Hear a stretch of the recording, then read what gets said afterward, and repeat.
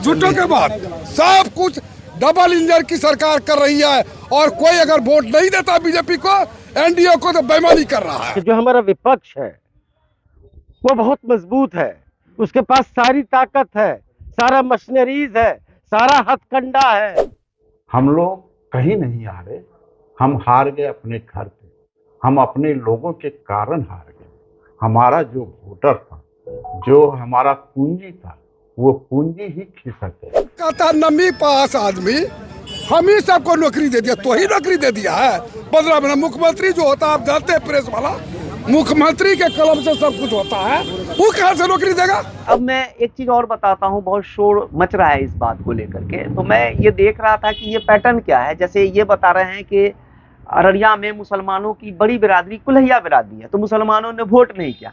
अरे मुसलमानों ने अगर वोट नहीं किया तो आपको 5 लाख प्लस वोट आया कहाँ? पप्पू यादव के जैसा नेता चाहिए, लालू बेटा जैसा नेता नहीं चाहिए। वो आबिदुर रहमान और मोइदुर रहमान का सवाल नहीं है, हलीमुद्दीन साहब का सवाल नहीं है, जमीलुर रहमान साहब का सवाल नहीं है, तस्लीमुद्दीन साहब का सवाल नहीं है, ये मौलवी ताहिर साहब का सवाल नहीं है। क्योंकि आजकल आपको पता है कि फेसबुक पे हर इंसान अपने आप को एनालिस्ट समझता है। मैं आपको ये क्लियर कर दूं, मैं कोई एनालाइज नहीं कर रहा, मैं बस आपको ये समझाने की कोशिश कर रहा हूं जो हमने इलेक्शन के दौरान एक्सपीरियंस हासिल किया।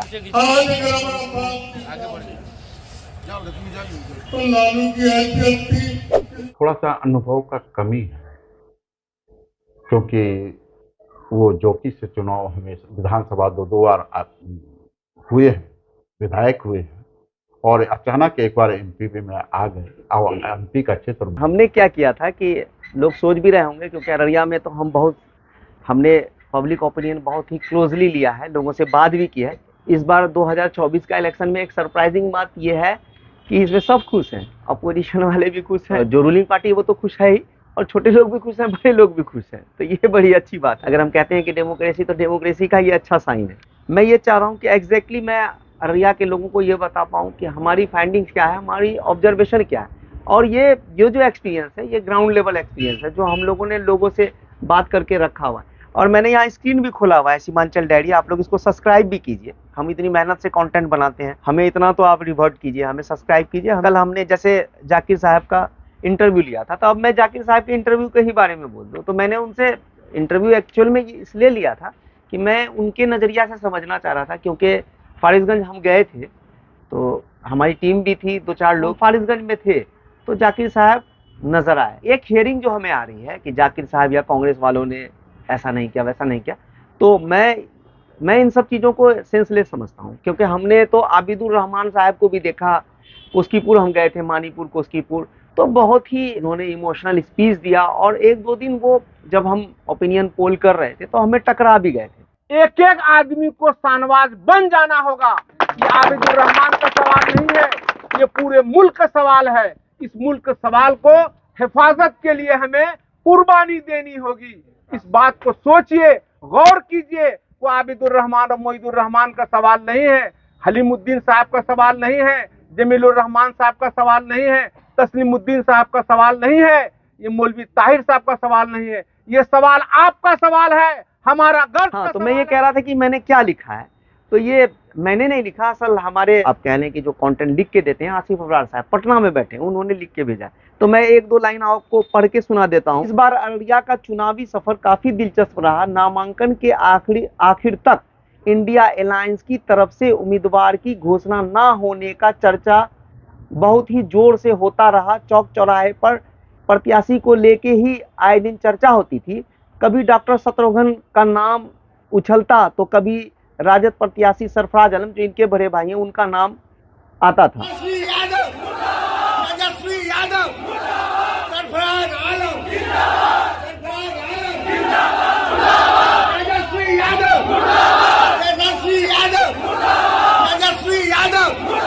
मेरे लिहाजे में हजूर ना था, इससे ज्यादा मेरा कसूर क्या? मेरा परिवार तो आप हो, मेरी माँ तो आप हो, मेरा बाप तो बाप मरने के बाद आपने सरकार को संभालना, परिवार मेरे साथ मैंने चप्पल क्या करके ये बेटा इंसान भाई बैठे मरो में प्राण मर मेरे साथ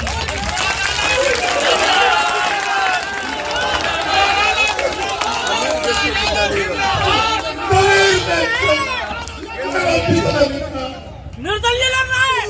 मेरा पिता निकाल था बेटा जमीन नहीं बेचना, जब मुसीबत पड़े अपने मालिक के पास दो, या चंद परिवार के पास पकड़िए खींचे पीछे आज अगर हमारा बाप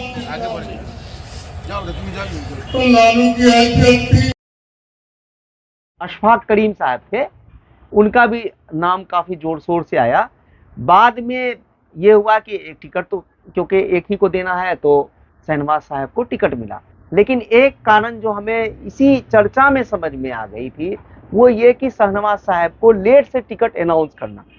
और अगर आप कुस्कीपुर में वहीं जहां मैं अभी थोड़ी देर पहले बोल रहा था आबिदुर रहमान साहब के बारे में, तो वहां पे शहनवाज साहब ने भी जो स्पीच किया था तो वो चीज उन्होंने ये बोला था कि रिसोर्स तो है नहीं हमारे पास, क्योंकि जो अभी बीजेपी के प्रत्याशी हैं, क्योंकि 2 टर्म एमपी रहे और 2-3 टर्म तकरीबन वो एमएलए भी रहे, तो एक लंबा एक्सपीरियंस था, रिसोर्स मैनेजमेंट भी उनके पास काफी तगड़ा था। तो वो हमें समझ में आ भी रहा था कि बात सिर्फ एक शाहनवाज की नहीं है, मैं आप लोगों की तरफ से लड़ रहा हूं। आप जितना मजबूत होंगे महागठबंधन उतना मजबूत होगा, आपका उम्मीदवार उतना मजबूत होगा। चुनाव को मैनेज करने के लिए जो रिसोर्स, बेसिक रिसोर्स है, उसमें भी थोड़ी बहुत कमी झलक में आई। तो हमें वहां से एक पैटर्न ये समझ में आ रहा था कि क्लोजली इलेक्शन इसलिए होगा क्योंकि इस बार जो साउंड था हिंदू मुस्लिम सभी जाति के लोग दोनों तरफ थे। और हैरत अंगेज बात यह भी है कि मुसलमानों ने भी इस बार बीजेपी को पहले के मुकाबले में ज्यादा वोट किया, और जो नॉन मुस्लिम थे, यादव थे, उनका झुकाव भी आरजेडी के तरफ रहा। तो दोनों तरफ वोट गया। और तीसरी बात जो अब मैं आ जाता हूं कि लोग ये बात कहते हैं, मैं स्क्रीन बदल के दिखा देता हूं, हम्माद साहब आपको दिखाएंगे भी, क्योंकि मैं नाम भूलता हूं तो वो हम्माद साहब स्क्रीन से उसको मैनेज कर देंगे, आप देख लीजिए। प्रदीप सिंह है, शहनवाज साहब हैं, शत्रुघ्न मंडल हैं, गौसुल आजम साहब हैं, मोबिनुल हक साहब हैं, एमडी इस्माइल साहब हैं, अखिलेश कुमार हैं, मुश्ताक आलम साहब हैं, जावेद अख्तर साहब हैं, और एक बड़ा नाम यहाँ पे पता है, बहुत आप सरप्राइज रहेंगे, नोटा भी है 13,504। तो बड़ी सरप्राइजिंग बात है। बहरहाल तो किसी भी अगर आप देखें, नोटा सबसे ज्यादा वोट मिला। अब नोटा में तो दोनों के गए ज्यादातर, लेकिन प्रदीप साहब के गए। मैं इस तरह से कह सकता हूं कि जब आप रूल करते हैं तो लोग आप ही से ज्यादा नाराज होते हैं, तो एंटी इनकम्पेंसी फैक्टर जो है वो हमेशा रूलिंग पार्टी के लिए होता है। अब लोग अपने अपने तरह से आकलन कर रहे हैं तो वो उनकी अपनी जाती राय होगी। और अब मैं एक चीज और बताता हूं, बहुत शोर मच रहा है इस बात को लेकर के, तो मैं ये देख रहा था कि ये पैटर्न क्या है। जैसे ये बता रहे हैं कि अररिया में मुसलमानों की बड़ी बिरादरी कुल्हिया बिरादरी है, तो मुसलमानों ने वोट नहीं किया। अरे मुसलमानों ने अगर वोट नहीं किया तो आपको 5 लाख प्लस वोट आया कहां से? क्योंकि अगर आप नरपतगंज को देखें और सिकटी को देखें और दूसरे फारिसगंज को देखें तो आपको पता लगेगा कि आज भी प्रदीप सिंह वहां पे लीड कर रहे हैं। हाँ, नाराजगी थी तो कुछ लोगों ने नहीं दिया, लेकिन ऐसा नहीं दिख रहा है जिस हिसाब से लोग शोर मचा रहे हैं। अब वो क्योंकि आजकल आपको पता है कि फेसबुक पे हर इंसान अपने आप को एनालिस्ट समझता है। मैं आपको ये क्लियर कर दूं, मैं कोई एनालाइज नहीं कर रहा, मैं बस आपको ये समझाने की कोशिश कर रहा हूं जो हमने इलेक्शन के दौरान एक्सपीरियंस हासिल किया। तो मैं आपको बताऊं, हम लोग कुसियार गांव गए थे।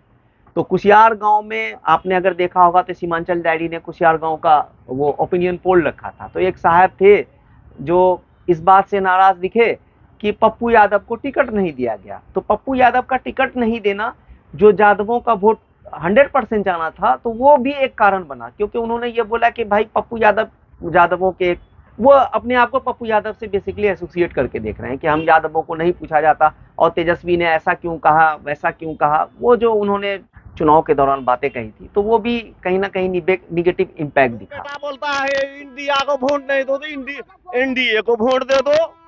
तुम इंडिया गठबंधन हो तो अपना पार्टी ने बात करेगा, तो क्यों बोलता है एनडीए को वोट दे दो? पप्पू यादव को वोट नहीं दो। पप्पू यादव से तुमको कौन चिढ़ है? पप्पू यादव से तुमको कौन चिढ़ है? तेजस्वी यादव बताए कौन चिढ़ है पप्पू यादव से? पप्पू यादव से तेजस्वी लालू बेटा क्यों चिढ़ता है? जवाब दे रहे हो? क्या वो नेता नहीं है? गरीबों का नेता है। हॉस्पिटल, गरीब गुरबा सब तबके को लोग, जो एक बार फोन करता है, मैसेज करता है, पप्पू यादव वहां खड़ा रहो। हमको बिहार में वैसा नेता चाहिए, पप्पू यादव के जैसा नेता चाहिए, लालू बेटा जैसा नेता नहीं चाहिए। तो अररिया लोकसभा में क्या करने वाले? हम लोग नोटा में बटन दबाएंगे, किसी को वोट नहीं देंगे। क्या नाम हुआ आपका? मुन्ना कुमार यादव। में मैं यही कहूंगा कि चुनाव शहनवाज साहब ने अच्छा लड़ा। हाँ, थोड़ी मैनेजमेंट में कमी रही, वो तो शहनवाज साहब ने अपने पहले ही भाषण में कह दिया कि जो हमारा विपक्ष है वो बहुत मजबूत है, उसके पास सारी ताकत है, सारा मशीनरीज है, सारा हथकंडा है, और हमारे पास जो सबसे बड़ी ताकत है वो आम अवाम की है। हम लोग बहुत हैं, तादाद में बहुत हैं। अगर हम लोग मजबूती से इकट्ठा हो करके, एक मत हो करके आगे बढ़े तो हम समझते हैं कि बड़ा से बड़ा बला को भी हम लोग टाल सकते हैं। और एक और बात, जो जाकिर अनवर से हम बात कर रहे थे, उन्होंने बोला कि थोड़ी सी मैच्योरिटी शहनवाज साहब में कम दिखी। नवाज जी अपनी ओर से पार्टी का जब टिकट मिला 11th आवर में, तो अपने ढंग से बहुत अच्छा प्रयास किए सब लोगों को जोड़ के चलने के लिए। यहाँ तक कि घर में भी कोई भी बात है, झुक के अपने से गए, लेकिन बात नहीं बन पाई। लेकिन ये कह देना कि उन्होंने प्रयास नहीं किया, मेरे ख्याल से थोड़ा ज्यादती हो गया, थोड़ा सा अनुभव का कमी है। क्योंकि वो जोकी से चुनाव हमेशा विधानसभा दो बार हुए हैं, विधायक हुए हैं, और अचानक एक बार एमपी में आ गए, और एमपी का क्षेत्र बहुत बड़ा है। वही कहीं ना कहीं हम लोग फिसल गए। हम लोग कहीं नहीं हारे, हम हार गए अपने घर पे। हम अपने लोगों के कारण हार गए। हमारा जो वोटर था, जो हमारा पूंजी था, वो पूंजी ही खिसक वो इसलिए भी हो सकता है कि पहली बार वो इलेक्शन में लड़े, तो कोई हर्ज की बात नहीं है। तो अगर मैं राजद के कॉन्टेक्स्ट में इसको कंक्लूड करूं, तो उनकी जीत इस तरह से हुई है कि राजद परिवार में इतना वोट तो कभी किसी को आया नहीं। हम मेगा मीडिया में बैठे थे हमाद साहब के साथ, तो मैंने उनको बोला था कि आप ये लिखो कि शहनवाज आलम ने इतिहास बनाया। तो वो कॉन्टेक्स्ट ये था कि इतिहास इस तरह से बनाया कि इतना अच्छा पॉलिटिक्स हुआ, जहाँ पे पहली बार दोनों जाति के लोगों ने, चाहे वो हिंदू हो कि मुस्लिम हो या किसी भी जाति के लोग हों, छोटे जाति के लोग हों, शेड्यूल कास्ट हो, शेड्यूल ट्राइब हो, सभी ने एक दूसरे को वोट किया। किसी ने बीजेपी को वोट किया और किसी ने आरजेडी को वोट किया। और लास्ट में मैं ये बोलूंगा, जितने निर्दलीय उम्मीदवार थे उसमें डॉक्टर अखिलेश साहब बहुत पढ़े लिखे थे, लेकिन लोगों ने उनको अस्वीकार कर दिया। देखिए, पार्टी की कोई भी कैंडिडेट मेरे मुकाबला में कहीं नहीं रुकते हैं। आप उनसे सवाल कीजिए, सर आप अपने नाम पे वोट मांगने के लिए कुछ बिंदु गिनाइए। मैं अपने नाम पे वोट मांग रहा हूँ। मैं एज अ पुलिस काम किया हूँ, आप जाके वहाँ किशनगंज में पता कर सकते हैं। एज अ पुलिस में काम किया हूँ सुपौल में, वहाँ जाके पता कर सकते हैं। एज अ प्राध्यापक मैं काम करता हूँ कॉलेज में, वहाँ जाके आप पता कर सकते हैं। तो 10 साल का मेरा मतलब ये ट्रैक रिकॉर्ड है, जब जहाँ मैंने काम किए। आप उस प्रतिनिधि से भी पूछिए ना कि वो क्या किए पिछले 10-15 साल में। प्रतिनिधि बन के केवल सीट को इंगेज किए, कोई काम नहीं उनका, वो अपने व्यक्तित्व पे वोट मांग ही नहीं सकते। शत्रुघ्न मंडल को भी हमने इंटरव्यू किया था, वो भी आप देख लेंगे, तो शत्रुघ्न मंडल भी वोट काटते हुए कम दिखे। हम लोग तो मीडिया में रहते हैं, तो चर्चाएं आपकी भी थी कि आरजेडी से आपको टिकट मिलेगा। फिर वो पार्टी का इंटरनल सर्वे होगा, उनका जो भी अपना प्रोटोकॉल है उसको फॉलो करके, कहीं ये बगावत तो नहीं। लेकिन अगर मैं उसी कॉन्टेक्स्ट की बात करूं, अगर ये कहते हैं कि मुस्लिम कैंडिडेट ने वोट काट लिया, तो जहां तक गैसुल साहब की बात हुई, तो बहुजन समाज का भी उनको वोट आया, क्योंकि वो मायावती के पार्टी से लड़े थे। तो नरपतगंज में उनको काफी वोट आया है, वो हमने देखा है। उसके बाद और कैंडिडेट को आप मिला दें तो इधर आपके शत्रुघ्न मंडल साहब भी हैं और डॉक्टर अखिलेश साहब भी हैं। तो ये दोनों ने भी कहीं ना कहीं तो बीजेपी को ही नुकसान किया। अब मैं आ जाता हूं इस पॉइंट पे कि प्रदीप सिंह क्यों जीत पाए। तो आपको अगर याद हो तो हमने उनका इंटरव्यू लिया था, और आपको पता है कि हम मीडिया वाले हैं, तो हम वो तुष्टीकरण की राजनीति जो बीजेपी करती है उस एंगल को भी हमने टच करने की कोशिश की लेकिन कहीं से भी प्रदीप सिंह का ये नहीं दिखा कि वो करना चाह रहे हैं। उनको एक बात समझ में आ गई, क्योंकि ऑलमोस्ट 43% मुसलमानों की आबादी एटलीस्ट अररिया में तो है, तो अगर मुसलमान उनको वोट नहीं करेंगे तो वो जीत नहीं पाएंगे। इसलिए उन्होंने, अगर बीजेपी का एजेंडा है भी, लेकिन प्रदीप सिंह वो करते नजर नहीं आए। बहुत ही सौहार्दपूर्ण माहौल में उन्होंने भी इलेक्शन के कैंपेन को किया, जिसका फायदा उन्हें इलेक्शन में होता दिखा। हमने जो काम किया है वो आप सबों के सामने में है। आज तक हिंदू मुसलमान, छोटा बड़ा, सबको लेके, सबका साथ, सबका विकास और सबका प्रयास से एक विकसित अररिया बनाने का प्रयास किया है। और चुनाव सामने है, 7 मई को इलेक्शन होना है। आम मतदाता भाई बहनों से और अपने छात्र नौजवानों से, किसान मजदूरों से यही मैं अपील करूंगा कि एक मौका मुझे फिर से दिया जाए। आप सब की कृपा से हम सांसद बने हैं और इस बार भी मुझे लगता है कि आप सब निश्चित रूप से मुझे आशीर्वाद देंगे। ये 2 बार एमपी रहे और 3 बार एमएलए रहे, तो इन्हें मैनेजमेंट आता है कैसे इलेक्शन किया जाए, क्योंकि वो पुराने में तस्लीम साहब के साथ भी रहे। तो तस्लीम साहब के बारे में ये कहा जाता है कि तस्लीम साहब जो है बूथ प्रबंधन में बहुत स्ट्रांग आदमी थे, तो वहां से भी उन्होंने सीखा है। तो एक बेहतर मैनेजमेंट उन्होंने किया। और जब मैं ये बात कहता हूं कि जब हम ओपिनियन पोल में जाते थे, जो बीजेपी का कैडर वोटर है, इवन कि आप देखेंगे यादव लोग भी जो कैडर थे, जो पुराने, प्रदीप सिंह से नाराजगी तो जताई, लेकिन जब मोदी का सवाल हम करते थे तो वो ये कहते थे कि नहीं, मोदी ने अनाज भी दिया। नाम बताया आप? मुनिया देवी। कहाँ घर हुआ आपका? कुशियार गाँव।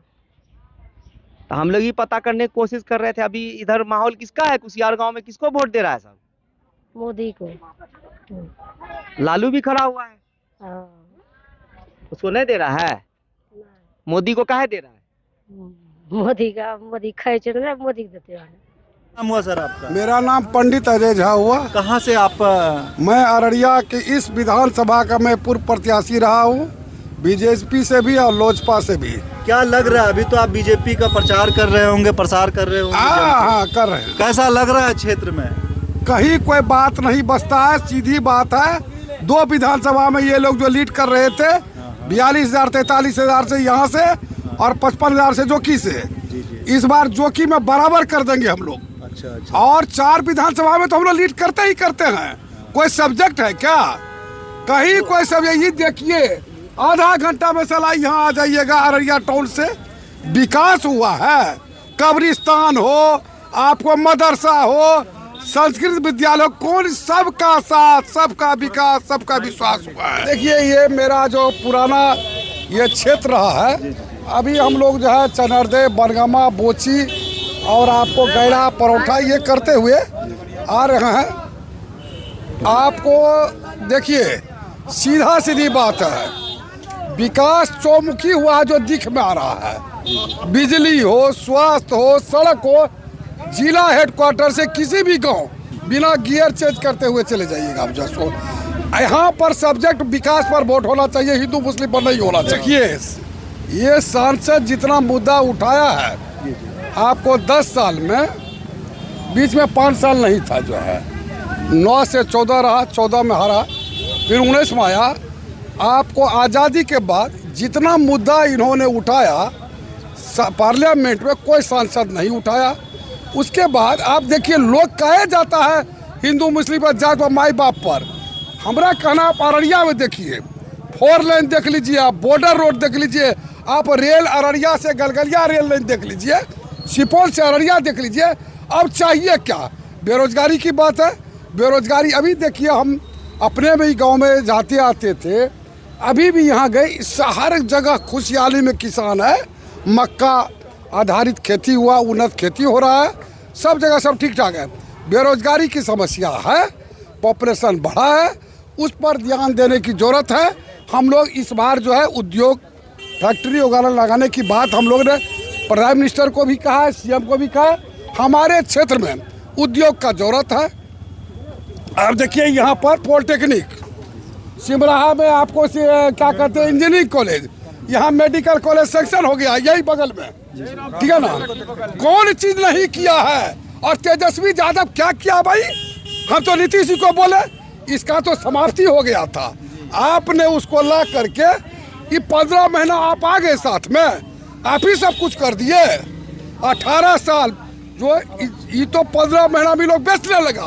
पीएचडी का टेंडर इतना टका दो, टेंडर दे देंगे आपको। पीडब्ल्यूडी का टेंडर, जब नीतीश कुमार ईमानदार आदमी है, वेदांत छवि का उसको पता लग गया, लूट खसोट मचा दिया है। ये कहता नमी पास आदमी हम ही सबको नौकरी दे दिया, तो ही नौकरी दे दिया है। 15 महीना मुख्यमंत्री जो होता है, आप जानते हैं प्रेस वाला, मुख्यमंत्री के कलम से सब कुछ होता है, वो कहाँ से नौकरी देगा? झूठों के बाद सब कुछ डबल इंजन की सरकार कर रही है, और कोई अगर वोट नहीं देता बीजेपी को, एनडीए को, तो बेईमानी कर रहा है। सुनिए ना, भारत माता की, हम भी बोलेंगे, भारत माता की, आपकी बार, आपकी बार, सत्ता परिवर्तन, जय हिंद, जय भारत। डेमोक्रेसी का ये अच्छा साइन था। अच्छे सौहार्दपूर्ण तरीके से ये इलेक्शन खत्म हुआ, और प्रदीप सिंह का क्योंकि पल्ला भारी था वो जीत गए, और थोड़ा सा शहनवाज साहब का पल्ला हल्का था, वो हार गए, क्योंकि मार्जिन बहुत कम है, लगभग 20,000 का मार्जिन है, तो ये कोई बड़ा मार्जिन नहीं है। और फाइनल में ये करूंगा कि जो निर्दलीय उम्मीदवार खड़े हुए, उसमें से शत्रुघ्न मंडल साहब और डॉक्टर अखिलेश साहब ने अपने एक्सपेक्टेशंस के हिसाब से रिजल्ट नहीं लाता दिखे, तो वो कहीं ना कहीं अगर उनको वोट आता तो वो बीजेपी को ही लॉस होता। तो एक कारण ये भी हमें समझ में आता है। और लास्ट में मैं ये जरूर कहना चाहूँगा कि जो पुलिस प्रशासन है अररिया का, उसने काफ़ी मुस्तैदी से ये इलेक्शन कराया, और वो बधाई के पात्र हैं। ये थी हमारे अररिया की पेशकश। हम फिर एक बार आपसे रिक्वेस्ट करते हैं कि हमारे चैनल को सब्सक्राइब कीजिए और हमें फॉलो कीजिए, और हमें इस वीडियो में दीजिए इजाज़त। धन्यवाद।